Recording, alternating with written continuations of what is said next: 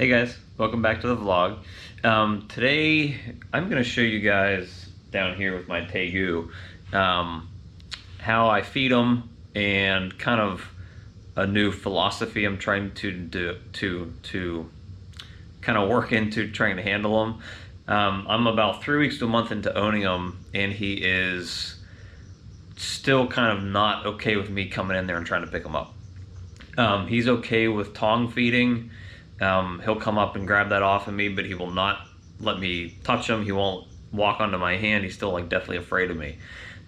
So I've been, looking around YouTube, and I found a video from Clint's Reptiles where he interviews Kevin McCurley from Nerd, and Kevin's been doing this forever, and he's like probably the foremost expert with trying to understand reptiles, how they function, how they work, and how to handle them, kind of tame them down. And he had a really good philosophy, or at least in my opinion, and I really honestly think he knows what he's doing, so I'm going to kind of take his opinion and his instruction rather than anybody else's about how to kind of get lizards, tegus, monitors, anything like that to kind of tame down and be more friendly with you. And his take, when you have a lizard that is kind of not skittish and acting crazy and stuff, is to just kind of slowly slide your hand in a couple times a day. He said even every 20 minutes if you want to. Palm down. Do not make eye contact with the lizard. Actually, he even said to kind of turn your head to the side while you're doing it so they can't see your eyes, so they don't think you're a predator. And he calls, instead of having big interactions with the animal, he says that you should really just have what he calls threads, which is even if you put your hand in there for 10 seconds and the lizard comes up to it and he tastes it, licks it 2 or 3 times, that's good. Pull your hand out slowly, close the front door slowly, don't startle them, and you want to keep making these little threads of connection between you and your pet so that after a certain amount of time they start becoming more and more inclined to trust that you're not out to eat them and be a predator. So I started this yesterday. The lizard wanted nothing to, Tegu wanted nothing to do with me, but it's going to be a long process, and with these lizards that get really big, you want to make sure that you're getting them as tame as possible at the start, because you don't want them being 4-foot long beasts and having an issue with them being nippy or trying to whip you with their tail. So it's better to start now when they're tiny and young, when you first get them, and try to tame them down and make them become a little more friendly than trying to buy an older one or waiting until it's kind of too late, and then you could incur a serious injury if they get defensive or aggressive with you. So I'm going to set up the camera on the tripod. I'm going to open up the Tegu enclosure and show you how it tongue feeds, and then I'm going to kind of show you how I do the slide your hand in there and let it, if it wants to, come up to it. If not, take your hand out. You just don't want to have negative interactions with the lizard, so you want to reduce the stress as much as possible and maximize the amount of positive interactions you have. So let's take a look.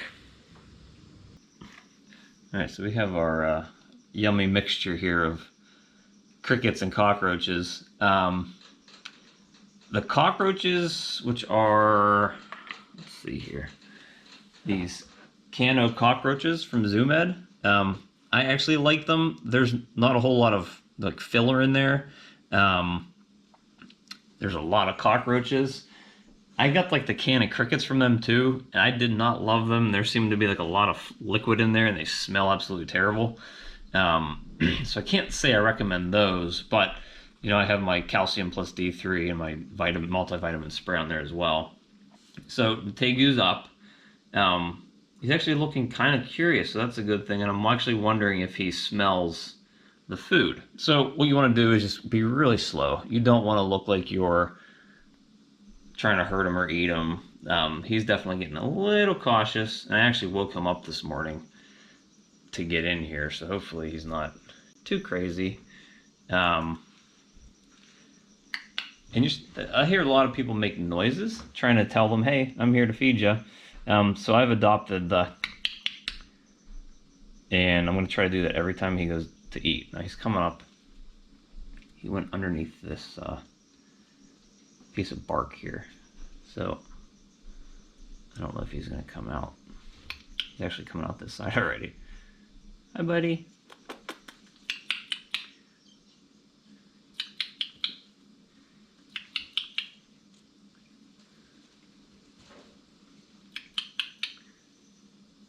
Yep, you got it. So you can't see it. I'm going to try to get him to come out a little more. Oh, look, he's hungry. Come here, buddy. Oh, you missed it. There you go. Good job. So he's doing a really good job of tongue feeding. He loves the crickets and cockroaches. He actually really loves ground meat too. So my goal is to try to get him to come out and just be a little less afraid. Aha, you're eating the tongs. Get the cockroach. For some reason, no, let go. For some reason, he always aims at the tongs. He always like tries to come from the side rather than coming head on. So I don't know how to change that. You keep biting the tongs, buddy. No, that's the tong right here. Hold on. He's actually getting a little too aggressive. So he's actually doing a lot better today compared to yesterday. He wouldn't even come near the front of the enclosure. He was kind of hiding out in the back.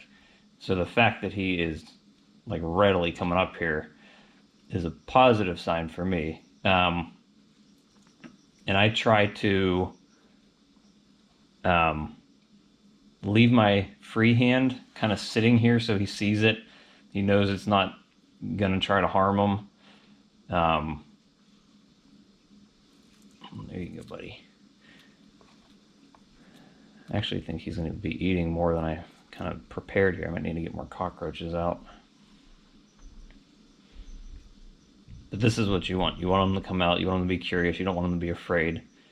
He's definitely, just even through one day of doing this, showing a lot less he's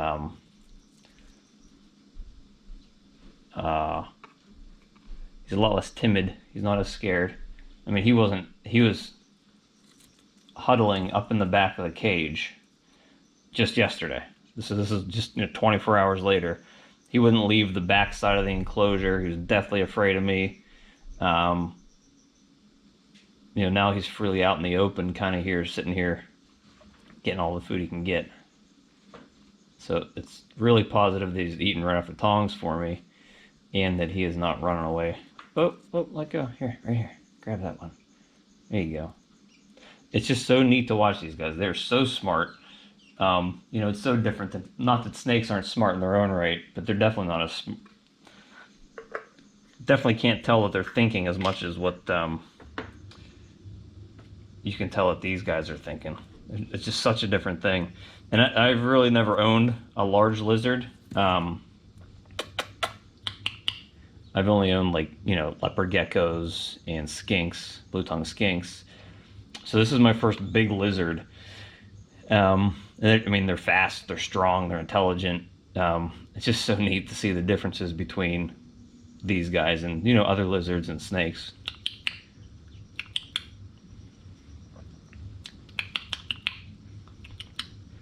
Come on, there's more. Come here, buddy. Here. You done. Well, so that's good. Let's see if he comes back out. She's turning around. He is definitely a burrower. He has the cave over there that he hides in. He hides underneath this. His hot spot right here is like a big piece of flat rock, and he actually dug a burrow under that. He hides in here. There's this black one here. Let's see if he comes out.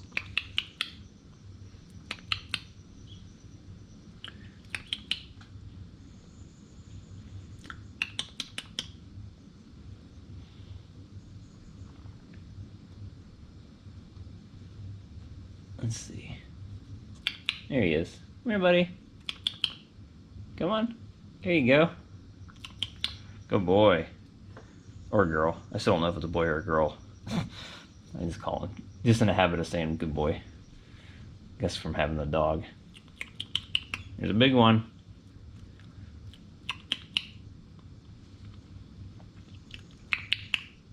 Come on.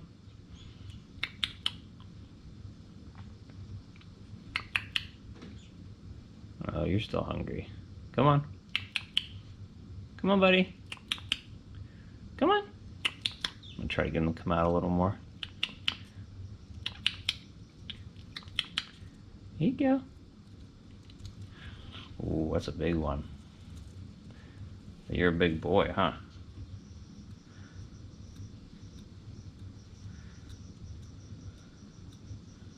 So this is kind of all like just a positive experience for him. You know, he's not getting scared. He's not getting manhandled. I'm not moving fast. There's, you know, the dog's not in here. My kids aren't in here running around. You're just trying to let him know that this is a safe space, that everything's calm, nothing's going to happen to him, and there's nothing to be afraid of. You know, because typically, think about it, these guys, especially at this age, are basically prey for everything except for insects. You know, there's wild cats, big birds, probably a lot of snakes, other big lizards that want nothing to do than eat these little guys. So, you know, and it's the same thing with any other small animals, reptiles. That's why sometimes you have really defensive, you know, hatchling snakes too, because everything eats them. So you're just trying to get them to understand that, you know, they're not in danger, so that as they grow up, they realize that, you know, this is a safe space. Nothing bad is ever going to happen to me, and there's nothing to be afraid of. It looks like a scene out of Jurassic Park right there. I'm trying to keep my eyes, you can't see it, but I'm trying to keep my eyes sort of above where he can see my eyes so that we're not making eye contact. You know, eye contact a lot of the time is sort of one of those things that scares them as well. So let's get him come out a little further. Let me see if I can get him to walk on my hand.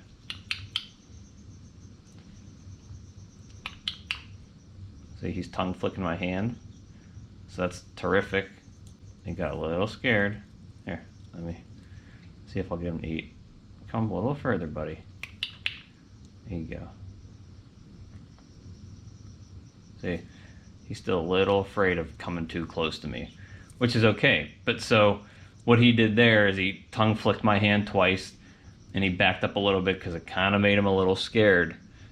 But you know, I tried to lure him back out a little bit with food, and he was still too afraid to come near me. But what he learned from that experience was that, all right, it's not going to grab me.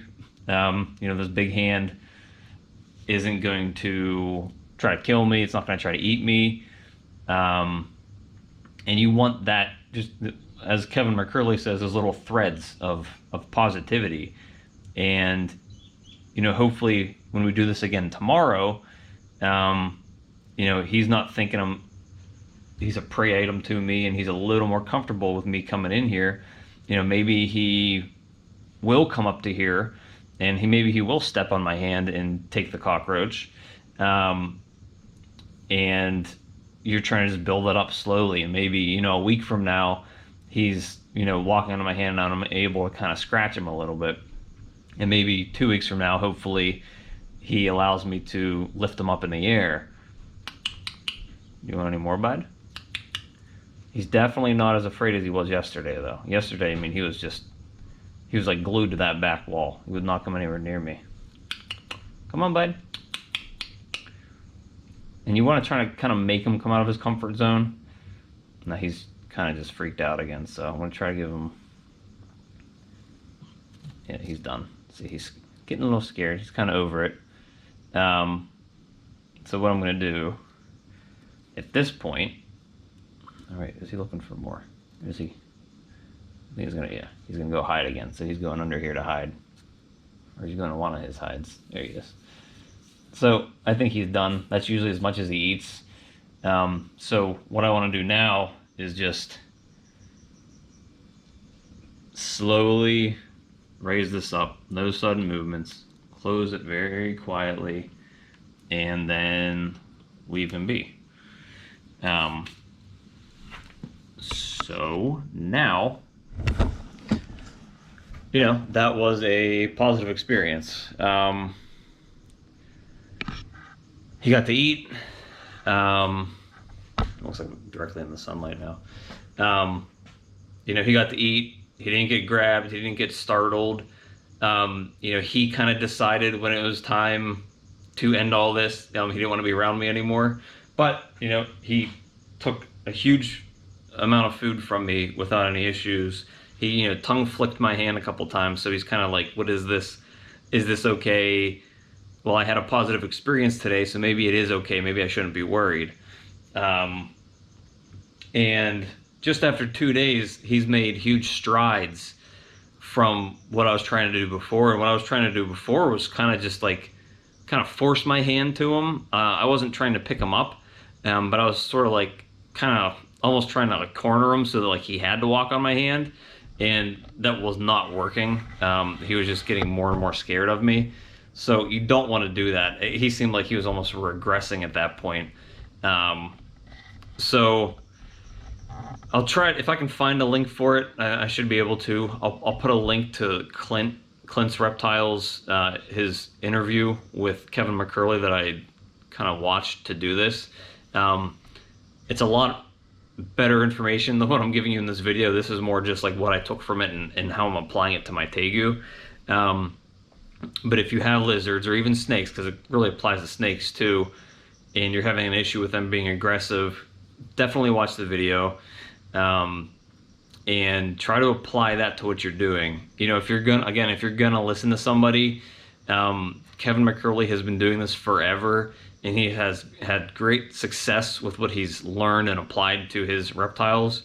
So to me, watching somebody that has tons of success, tons of experience, and especially with taming reptiles is who I'm going to really listen to, learn from the best. So, thanks to Kevin and Clint for the awesome video, and Kevin for all the awesome work he's done with reptiles. And thank you guys for watching. So, check that video out. I'll link it down below.